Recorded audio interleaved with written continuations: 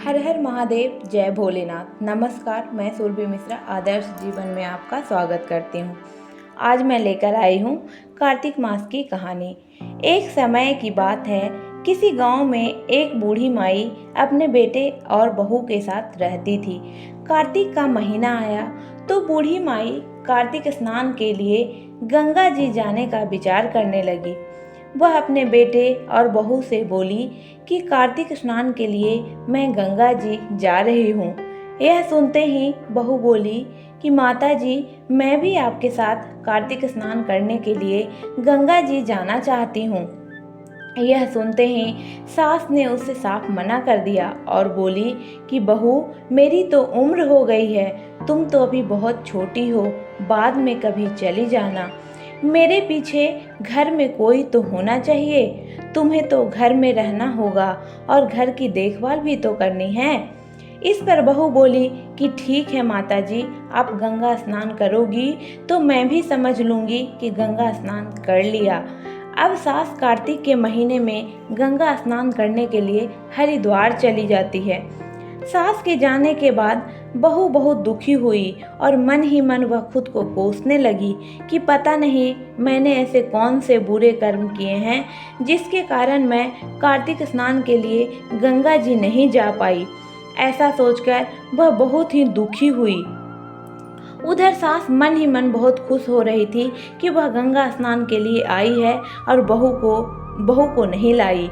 उधर बहू मन ही मन सोच रही है कि कोई बात नहीं, गंगा जी ना सही, मैं घर पर ही कार्तिक स्नान कर लूँगी। ऐसा विचार करके बहू कुम्हार के पास गई और उससे 3 कुंडे खरीद कर ले आई और उन्हें घर के छत पर रख दिया। अब वह रोज रात को एक कुंडे में पानी भरकर रख देती और अगले दिन सुबह सुबह उस पानी से स्नान कर लेती और कहती, सास नहाए उंडे बैठ, बहू नहाए कुंडे बैठ, हर हर गंगा, मन चंगा तो कठौती में गंगा। बहू के ऐसा कहते ही गंगा जी की धार उसके कुंडे में आ जाती और बहू उस पानी से स्नान कर लेती।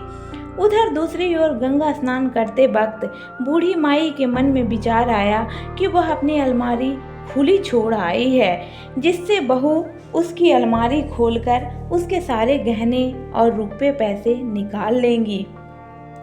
ऐसा विचार करते हुए बूढ़ी माई गंगा स्नान करने लगी।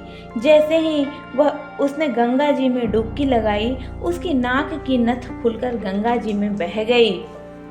यह देखकर वह और भी ज़्यादा दुखी हो गई और सोचने लगी कि मेरे सारे गहने मेरे पीछे से मेरी बहू ले लिए होंगे, मेरे पास तो बस यह नथ बची थी, वह भी गंगा जी में बह गई।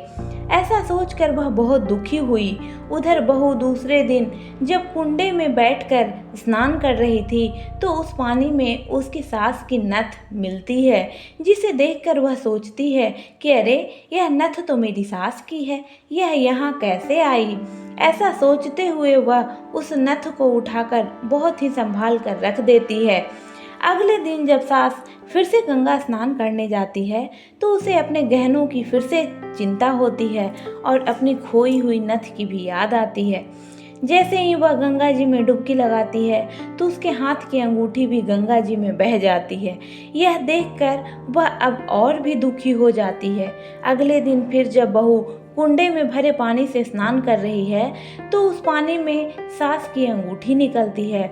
बहू उस अंगूठी को भी संभाल कर रख देती है।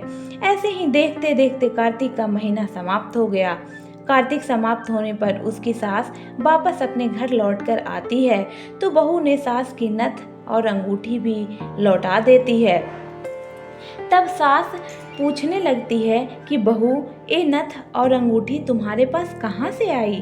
तब बहू ने सास को अपनी कार्तिक स्नान की सारी बात बताती है और जब बहू सास को अपने स्नान किए हुए कुंडे दिखाने छत पर ले जाती है तो वहाँ जाकर उन्होंने देखा कि सभी मिट्टी के कुंडे सोने में बदल गए हैं। यह देखकर वह दोनों सास बहू चौंक गई। बहू सास से कहने लगी कि माता जी, मैंने तो मिट्टी के कुंडे खरीद कर लाई थी, यह सोने के कैसे हो गए।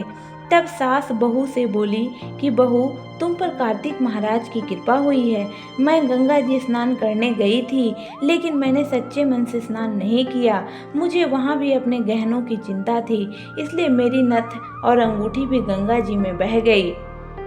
वही तुम घर में भी बैठकर सच्चे मन से गंगा स्नान किया, इसलिए तुम्हारे कुंडों में गंगा जी का पवित्र जल आ गया था और कार्तिक महाराज ने तुम्हें तुम्हारे सच्चे मन से किए गए पुण्य का फल दिया।